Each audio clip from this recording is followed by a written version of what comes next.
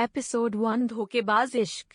ऋषिकेश का नाम सुनकर ही पानी की तेज लहरों की आवाज कानों में गूंजने लगती है।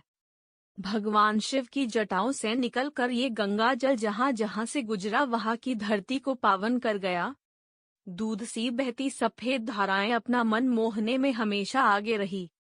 आस्था के साथ जुड़ा हुआ ये पवित्र स्थान आज भी लोगों को अपनी ओर खींचता है, और जो लोग वहां रहते हैं उनके लिए तो ये किसी स्वर्ग से कम नहीं है। महाराजा नाइट क्लब बनारस शहर का सबसे नमी और हाई क्लास नाइट क्लब, जो अपने नाम की तरह ही बिल्कुल रॉयल था, जिसमें रोज ना ही अमीर माँ बाप की बिगड़ी हुई औलादें आती थी मौज मस्ती करने, और वो अमीर बिजनेसमैन जिन्हें अपनी कोई खास बिजनेस मीटिंग करनी हो। रात के करीब 12:45 महाराजा नाइट क्लब में काफी शोर शराबा मचा हुआ था और हाई वॉल्यूम म्यूजिक का शोर चारों तरफ गूंज रहा था। और उसी शोर में कोई ऐसा था जो अपने सामने डांस कर रही लड़की को ना जाने कब से देखा रहा था, जैसे कोई सावल हो जो उसे कब से खाए जा रहा था। माहिर दीक्षित, उम्र 25 साल, 6'2" हाइट, देखने में हैंडसम एंड क्यूट की तभी वो लड़की डांस करते करते थक जाती है और उसका गला भी अब सूख रहा था, तो वो बार काउंटर के पास जाकर एक ड्रिंक ऑर्डर करती है और कुछ ही मिनटों में उसकी ड्रिंक भी बन जाती है। तो वह लड़की एक ही झटके में पूरा गिलास खाली कर देती है और अपनी गर्दन झटकते हुए कहती है, यह तो बहुत ही सौटुग है। कि सभी सामने खड़े माहिर को देखकर हल्का सा मुस्कुराती है और फिर उसके पास जाकर मुस्कुराते हुए गले में अपनी बाहें डालकर कहती है, क्या हुआ माहिर, तुम इस तरह क्यों देख रहे हो?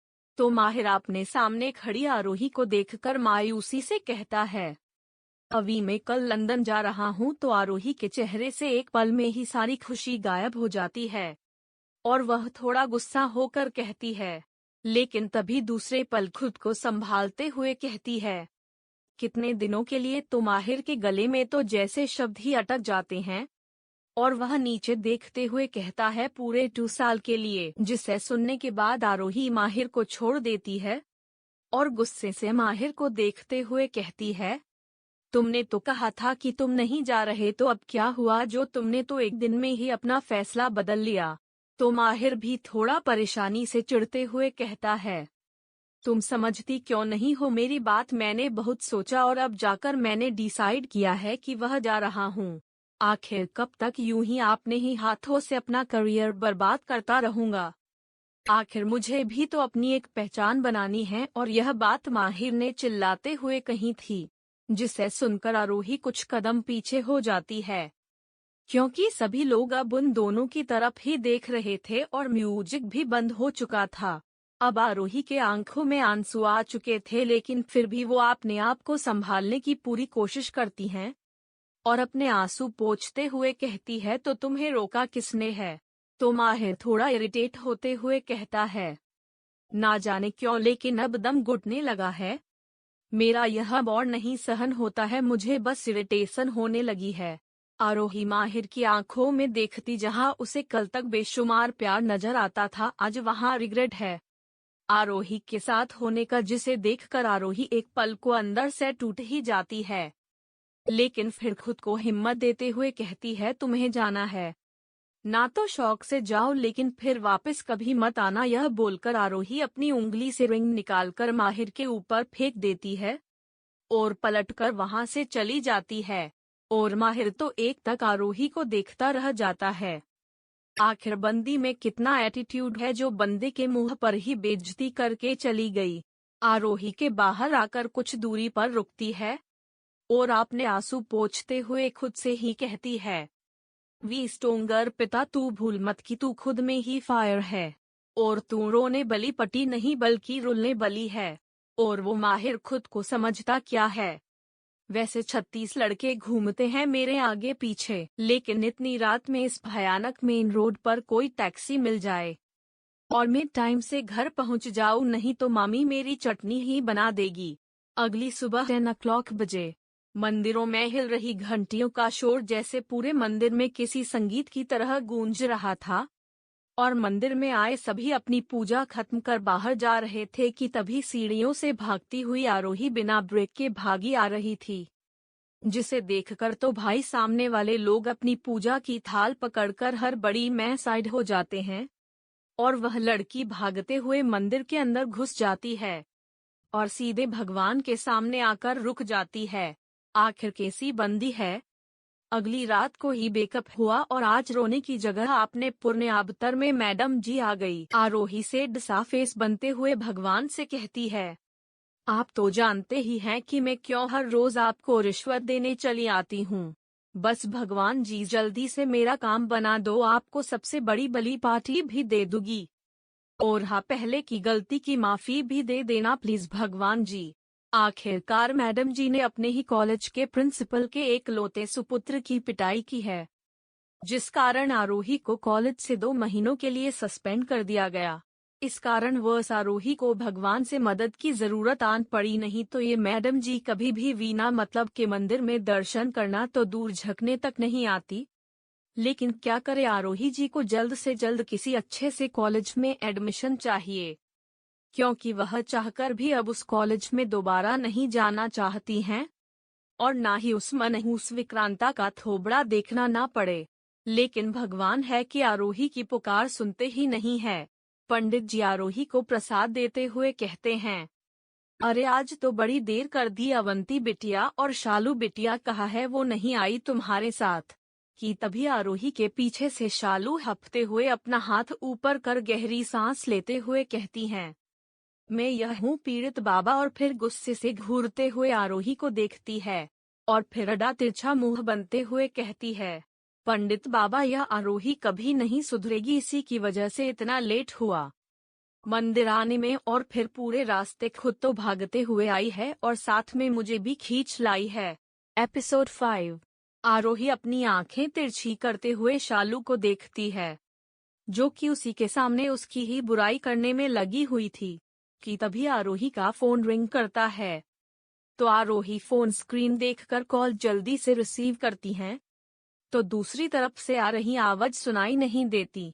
मंदिर में हो रहे शोर की वजह से तो आरोही मंदिर के बाहर आकर बात करती है, तो उसके होश ही उड़ जाते हैं और वह जल्दी से एक रिक्शे को रोककर जल्दबाजी में बैठकर घर के लिए निकल जाती है। आखिर क्या कांड हो गया है। घर पर जो मैडम ने आप देखा ना था, बस जल्दीबाजी में निकल पड़ी। घर पहुंचने के बाद आरोही जल्दी से भागते हुए अंदर आती है, तो वहां पर देखती है कि घर में पूरी तरह से शांति है और आंगन में कई सारी कुर्सियां लगी हुई है, जिसे देखकर आरोही के कदम रुक जाते हैं, क्योंकि अंदर बात करने वाले सभी लोगों की आवाज वही पुरानी आवाज से मिलती जुलती थी। लेकिन कोई ऐसा था जिसकी आवाज उसके कानों में पिघलते लोहे की तरह पड़ रही थी। आरोही गुस्से से अपनी दोनों हाथों की मुट्ठियां भींच लेती है और गुस्से से आंगन में जाने लगती है, और जैसे जैसे उसके कदम आगे बढ़ रहे थे, वैसे वैसे उसका गुस्सा भी बढ़ता जा रहा था। वह जैसे ही गुस्से से आंगन में पहुंचती है, तो सामने कुर्सी पर बैठे अरविंद ठकराल आरोही के पिता, जो महेश्वर जी से बातें कर रहे थे, उन्हें देखकर आरोही गुस्से से बिफरते हुए कहती है, आखिर तुम्हारी हिम्मत कैसे हुई मिस्टर ठकराल यहाँ आने की। आरोही की इतनी तेज आवाज सुन आंगन में बैठे सभी लोगों का ध्यान आरोही पर जाता है, जो गुस्से से लाल थी और अपनी लाल आंखों से अरविंद ठकराल को ही देख रही थी। तो महेश्वर जी जल्दी से कुर्सी से उठते हुए आरोही के पास आ जाते हैं और उसके सामने आकर उसे कंधे से पकड़ते हुए कहते हैं, चलो अंदर, मुझे तुमसे कुछ बात करनी है। तो आरोही गुस्से से अरविंद ठकराल को ही देख रही थी। तो महेश्वर जी थोड़ा गुस्सा करते हुए कहते हैं, मैंने कहा ना कुछ बात करनी है, चलो अंदर, बोलकर महेश्वर जी आरोही को अंदर ले जाते हैं और साथ में मीनाक्षी जी को भी अंदर आने का इशारा करते हैं। तो मीनाक्षी जी भी अंदर चली जाती है। अब आंगन में अरविंद ठकराल और उनका असिस्टेंट विकास और महेश्वर जी के बच्चे ही रह गए थे। श्रद्धा और अविनाश, जो आपस में ही एक दूसरे से शर्त लगा रहे थे कि आरोही मुंबई जाएगी या नहीं। अविनाश अपनी नाक में खुजली करते हुए कहता है, आरोही दी जरूर मुंबई जाएंगी, क्योंकि उनका सपना वही पूरा हो सकता है और यहाँ ऋषिकेश में देखा है ना, कितनी कोशिश के बाद भी दी अभी तक अपने सपने के कुछ दम भी नहीं चल पाई। और मुंबई में तो दी सीधे अपने सपनों की उड़ान भर सकती है, क्योंकि वहाँ पर ऑप्शन बहुत सारे हैं। और दी को अपना कॉलेज भी तो पूरा करना है, जो यहाँ पर अब नामुमकिन है, क्योंकि दी ने यहाँ ना जाने कितने कारनामे किया है। और उसके बाद भी तुम्हें लगता है कि वह विक्रांत राणा और उसका बाप दी छोड़ेंगे? आखिर उन्हीं की वजह से दी को एडमिशन नहीं मिल रहा किसी कॉलेज में, और ऊपर से अब तो दी का ब्रेकअप भी हो गया है उस माहिर दीक्षित से। तो अब दी के पास इस ऋषिकेश में कुछ नहीं बचा जिसके लिए वह यहाँ रुके। और अब तो पापा ने भी कह दिया है कि दी अब मुंबई जाएंगी। तो महेश्वर जी आरोही की बात बीच में काटते हुए कहती है, अपने ख्याली पुलाव मत पका, क्योंकि मुझे पता है कि दी किसी भी कीमत पर मुंबई नहीं जाएंगी। आखिर उनकी आत्मा बसती है इस ऋषिकेश में, आखिर उन्हें अपना पूरा बचपन यही ऋषिकेश में ही बिताया है। तो अविनाश कहता है, तो चल देखते हैं किसकी बात सच होती है। और वही अरविंद ठकराल अपने असिस्टेंट विकास के साथ बैठे महेश्वर जी और आरोही के कमरे से बाहर आने का इंतजार कर रहे थे, क्योंकि किसी को भी नहीं पता था कि अंदर क्या हो रहा है। बस लोगों को इंतजार था तो आने वाले फैसले का। कमरे के अंदर आरोही गुस्से से चिल्लाते हुए कहती है, वो यहाँ पर आए कैसे और आप लोगों ने उसे अंदर घुसने कैसे दिया? आप लोगों को तो पता है ना कि वह कितना बुरा है। आखिर अब वह क्या लेने आया है? क्या उसे हमारी खुशियाँ देखी नहीं जाती, जो बरसों पुराने जख्म पर नमक लगाने यहाँ तक चला आया? आखिर उसे अब चाहिए क्या, जो इतने सालों बाद फिर से वह यहाँ आया है?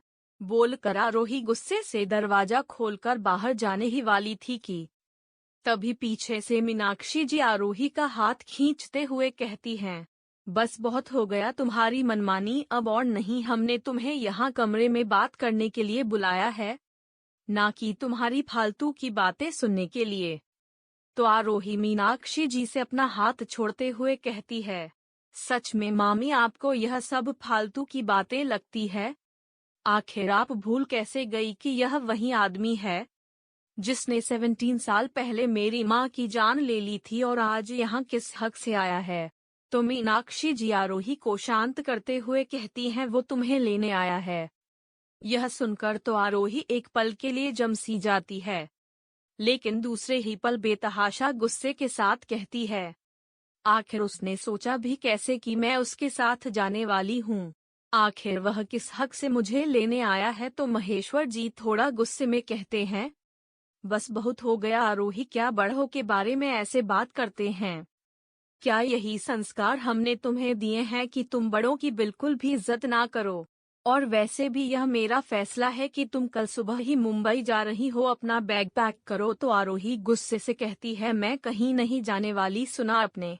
तो महेश्वर जी भी गुस्से से कहते हैं, तो ठीक है, मत जाओ, लेकिन फिर तुम ये बताओ कि आखिर तुम यहाँ क्या करोगी? कॉलेज में एडमिशन तुम्हारा हो नहीं रहा, और तुम्हारे सपने इतने बड़े हैं कि उन्हें पूरा करने की मेरी औकात? यह सुनकर तो आरोही थोड़ा गुस्से से कहती है, आज तो आपने कह दिया, लेकिन आगे से आप यह कभी नहीं कहेंगे कि आपकी औकात में? आखिर बचपन से आपने मेरी सारी ख्वाहिशें पूरी करी हैं बिना किसी शिकायत के। तो मान लो बात और चली जाओ, क्योंकि मैं चाहता हूँ कि तुम एक अच्छी जिंदगी जियो, जो अब मैं नहीं दे सकता। बस इतना आसान करो मुझ पर। यह बोलकर महेश्वर जी कमरे से बाहर चले जाते हैं। तो अब आरोही मीनाक्षी जी को देखती है, तो वह भी बस इतना कहती है, बस बहुत हो गया, अब और नहीं, तुम्हें जाना ही होगा। ये बोलकर मीनाक्षी जी भी कमरे से बाहर चली जाती है।